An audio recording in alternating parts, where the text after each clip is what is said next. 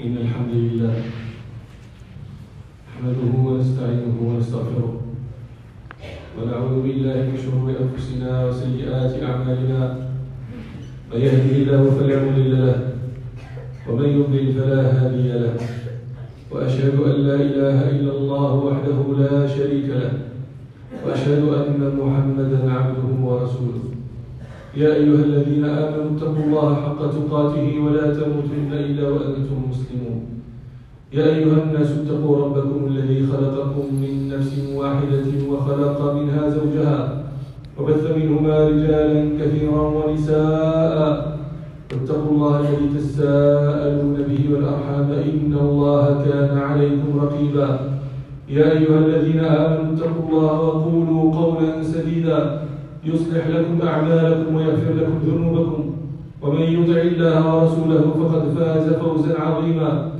أما بعد، فإن خير الكلام كلام الله، وأحسن الهدي هدي محمد صلى الله عليه وآله وسلم، وشر الأمور محدثاتها، وكل محدثة بدعة، وكل بدعة ضلالة، وكل ضلالة في النار. يقول ربنا سبحانه: فاعتبروا يا أولي الأبصار.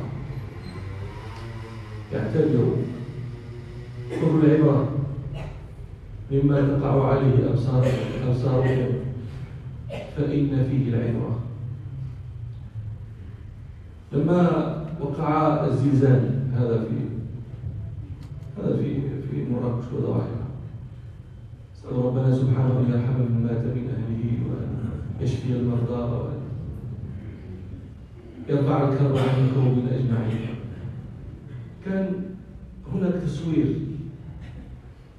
من الذي تلقاه كثير من الناس، وأذيع حتى في كثير من القنوات الإخبارية التلفزيونية. أظن في منطقة في مراكش في حي من أحيائها، ناس جالسون على قارعة زقاق وأحسوا بارتجاج ففروا إلى داخل الزقاق، ثم انهدم داخل الزقاق وخرج من خرج فارا أيضا. أظن أن هذا أكثر السامعين رأوا هذا التصوير. ربنا يقول: فاعتبروا يا أولي الأبصار. هذا الإنسان إذا رأى خطرا حاول الفرار منه، لكن أين الفرار؟ ما يدرك أن الجهة التي تفر إليها فيها نجاتك، ما يدرك أن الجهة التي تفر إليها فيها حتفك. قل لو كنتم في بيوتكم لبرز الذين كتب عليهم القتل إلى مضاجعهم. يفر من بيته خوف الموت، فيذهب إلى الموضع الذي يموت فيه. فبادي الرأي تظن أنه لو بقي في بيته لما مات. الفرار، تدرون أيها الناس إلى أين يكون الفرار؟ إلى الله. ربنا يقول: ففروا إلى الله إني لكم منه نذير مبين. إذا فررت إلى الله لا يضرك بعد ذلك أين أصابك مخلوق، لا يضرك. ففروا إلى الله، ثم الفرار. أنتم أنا قلت لكم ربنا يقول: فاعتبروا يا أولي الأبصار. ترونه بأبصاركم، رأيناه بأبصارنا، شفناه يفرون الموضع الذي يفرون فيه. لا أدري بعد ذلك هل ماتوا هل نجوا، لا أدري، ما أدري هل مات بعضهم، الله أعلم. لكن الموضع الذي فروا إليه لم تكن فيه النجاة. وأنت لا تدري أيها الرجل، أيها المخلوق، لا تدري. هذا شيء حسم عنك علمه، حبس عنك، غيب عنك علمه. إذا جاءك ما تخشاه وفررت إلى موضع، هل ذلك الموضع الذي تفر إليه تكون فيه نجاة؟ لا تدري. فأنت فر قبل أن يأتيك المحذور، قبل أن يأتيك المحذور فر.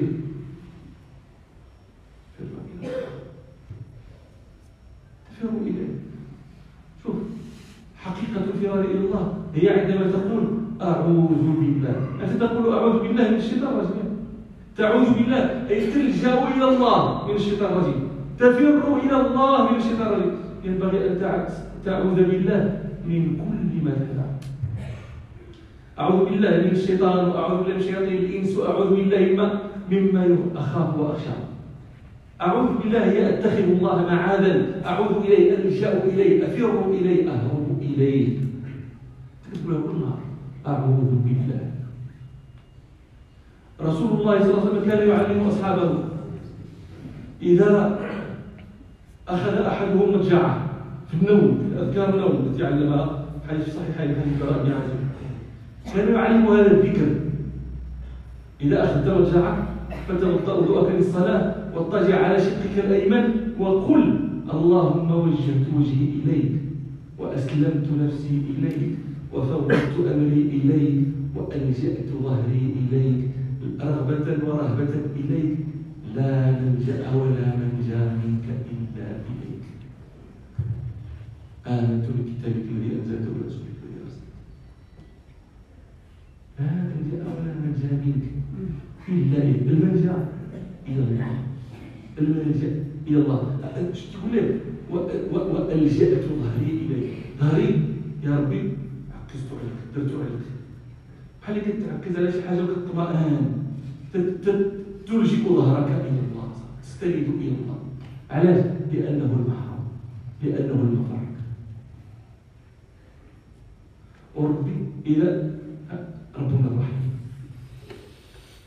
حينما نفير إليه ما تيقول لناش عجيت دابا وشحال درتي وفعلتي وذكرنا بالسيئات وبخنا ودرنا.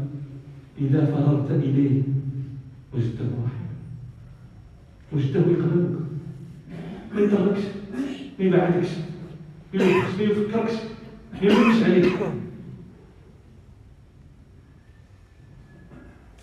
رواه مسلم في الصحيح عن ابي موسى الاشعري رضي الله عنه ان رسول الله صلى الله عليه وسلم قال: ان الله يبسط يده بالليل ليتوب مسيء الليل، ويبسط يده بالنهار ليتوب مسيء الليل، حتى تطلع الشمس من مغربها، حتى تقلب الدنيا.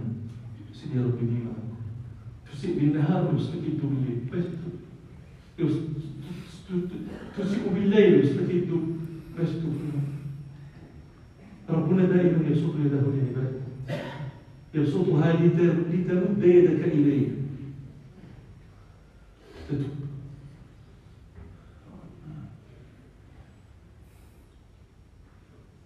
ربنا سبحانه يقول: يا أيها الذين آمنوا توبوا إلى الله توبة نصوحا عسى ربكم أن يكفر عنكم سيئاتكم ويدخلكم جنات تجري من تحتها الأنهار يوم لا يخزي الله النبي أو الذين آمنوا معه نورهم يسعى بين أيديهم وبأيمانهم يقولون ربنا أتمم لنا نورنا واغفر لنا إنك على كل شيء قدير.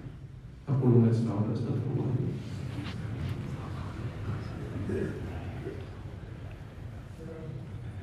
الحمد لله والصلاة والسلام على رسول الله وعلى آله وأصحابه ومن والاه وبعد. الناس ربنا سبحانه يقول: وما أمرنا إلا واحدة كلمح بالبصر. ما أمرنا للشيء إذا أردنا، ربنا إذا أراد شيئا، إذا آمر شيئا أن يكون، فإنما ذلك الأمر كلمح بالبصر. على ذلك تتلحين تطرمش بعينك هو كان. ربنا إذا أراد شيء ذاك الشيء ما يقول لا يراجعوه، ما يقوليش لا بلاتي شوية، لا ماشي دابا، لا تكيسوا على هذا. وما أمرنا إلا واحدة كلمح بالبصر. ما عندكش الوقت فاش عاد تقول هذيك صافي، لا الله عطاه، قضي الأمر، قضي الأمر. فيا المتهاون في الصلاة توب إلى الله. يا أيها المتساهل في الزكاة توب إلى الله. يا أيها المتساهل في لسانه يخوض به في أعراض المسلمين غيبة ونميمة إلى الله منك. يا أيها المستسهلون الزنا، بشرب الخمر، بالرشوة، فر إلى الله منك قبل أن يجيئك الأمر الذي هو كان يحصل. كيف الاعتذار؟ أيها الناس اعتبروا كما قال، فاعتبروا يا أولي الأبصار. كم سمعتم من سكران لقي حتفه وهو سكران ينفل بين آخر لحظة له في الدنيا على معصية الله، يقبض على سخط الله وهو في موضع يسخط الله. كم من إنسان قبض وهو على بطن فاجرة، كم من إنسان قبض وفي جيبه مال أيتام، وفي جيبه مال رشوة، وفي جيبه كانت يقول تان بعد نفرق إلى الله، تان بعد نتوب، تنشبع. وما أمرنا إلا واحدة كلمح بالبصر. الآن أيها الناس ويد ربنا سبحانه مبسوطة لنتوب. روى الطبراني عن ابن عباس أن قريشا أتت رسول الله صلى الله عليه وسلم فقالت له يا محمد ادع لنا ربك يجعل لنا الصفا ذهبا، جبل الصفا، يجعل لنا الصفا ذهبا، فإن أصبح ذهبا اتبعناك. فدعا رسول الله صلى الله عليه وسلم كنت يصبح حريص على هداية الناس، صافي دير هذه إلى هذه تهتدي تعود سنة. فدعا ربه فأتاه جبريل عليه السلام فقال له إن ربك يقرئك السماء ويقول لك إن شئت أصبح الصفا له ذهبا، إذا بغيتي أصبح الصفا له ذهبا، فمن كفر عذبته عذابا لا أعذبه أحدا من العالم، وإن شئت فتحت لهم باب التوبة والرحمة. فقال صلى الله عليه وسلم بل باب التوبة والرحمة. نسأل ربنا سبحانه أن يرزقنا التوبة النصوح، نسأل ربنا سبحانه أن لا يقبضنا على سخط، نسأل ربنا سبحانه أن يرزقنا عيشة تقية وميتة سوية ومردا غير مخزي ولا فاضح. اللهم اهدنا فيمن هديت، وعافنا فيمن عافيت، وتولنا فيمن توليت، واصرف عنا شر ما قضيت، فإنك تقضي ولا يقضى عليك، إنه لا يعز من عاديت ولا يذل من واليت، تبارك ربنا وتعالى. اللهم اختم بالسعادة أجالنا، واقرم بالعافية ركوبنا وآصالنا، واجعل إلى جنتك مصيرنا ومآلنا. اللهم بعلمك الغيب وقدرتك على الخلق أحينا ما علمت الحياة خيرا لنا، وتوفنا إذا علمت الوفاة خيرا لنا. اللهم إنا نسألك خشيتك في الغيب والشهادة، ونسألك كلمة الحق في الغضب والرضا، ونسألك القصد في الفقر والغنى، ونسألك نعيما لا ينفد، ونسألك قرة عين لا تنقطع، ونسألك الرضا بعد القضاء، ونسألك برد العيش بعد الموت، ونسألك لذة النظر إلى وجهك والشوق إلى لقائك في غير ضراء مضرة ولا فتنة مضلة. اللهم زينا بزينة الإيمان واجعلنا هداة مهتدين. اللهم انصر أمير المؤمنين محمدا السادس نصرا تعز به الدين وتعلي به شأن المسلمين. اللهم أنبت ولي عهده نباتا تقر به أعين الصالحين، وهيئ له البطانة التي تعينه على الخير.